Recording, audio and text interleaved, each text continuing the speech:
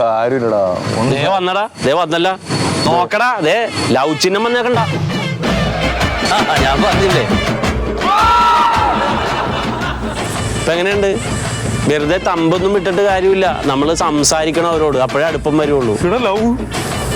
എടാ ഇത് ചില്ലറയല്ലട്ടാ, ഹൃദയം ഇങ്ങനെ തുടിക്കണണ്ട, കണ്ട കണ്ട. ഇതാണെങ്കിട്ടുണ്ട്, നീയും വിട്, നീയും വിടടാ. കല്യാണം കഴിഞ്ഞാണ്. അതിലെന്താ, അതല്ലേ സൗകര്യം. ഏതാ കല്യാണം കഴിഞ്ഞവര് ഇതുമ്മയൊക്കെ തൂങ്ങുള്ളൂ, പുതിയ പിള്ളേരൊന്നും അങ്ങനെ തൂങ്ങൂല. എനിക്ക് പ്രശ്നമില്ല, ഒരു പ്രശ്നമില്ല. നീ ഒരു ലവ് അങ്ങോട്ട് വിട്ടേ, വിട്ടോന്ന്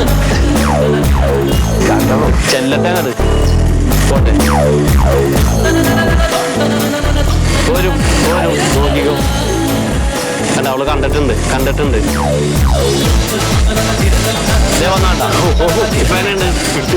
അതല്ലേ ഞാൻ പറഞ്ഞ, എടാ തമ്പ് മാത്രം ഇടരുത്, സംസാരിക്കണം അവരോട്. ഞാൻ നേരത്തെ പറഞ്ഞില്ലേ, സംസാരിച്ചു. ഈ സത്യേട്ടൻ പ്രശ്നമുണ്ടാവും. ഒരു പ്രശ്നമില്ല. സത്യേട്ടനൊന്നും പോരാ, ഒരു അസംതൃപ്തി ഉണ്ട്. പിന്നെ അവളെക്കാനെ 5-10 വയസ്സിന് മൂത്തതാണ് ഇയാള്. ഒരു മൊരടൻ. നീയാണ് പയ്യനല്ലേ.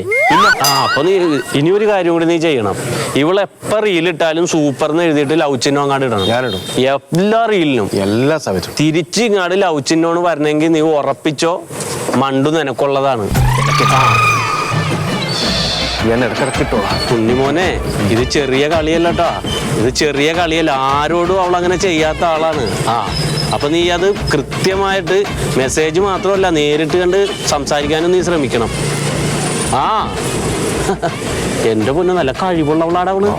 ആയിക്കോട്ടെ, നേരിട്ട് കാണാം. നേരിട്ട് കണ്ട് സംസാരിച്ചോ, മെസ്സേജ്.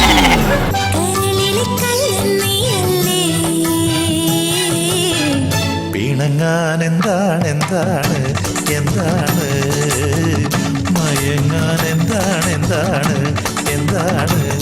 എന്റെ എല്ലാം എല്ലാം അല്ലേ, എന്റെ ചേലത്തെ ചെമ്പരുന്തല്ലേ, നിന്റെ കാലിലെ കാണാ പാദസരം ഞാനല്ലേ. മറിമായം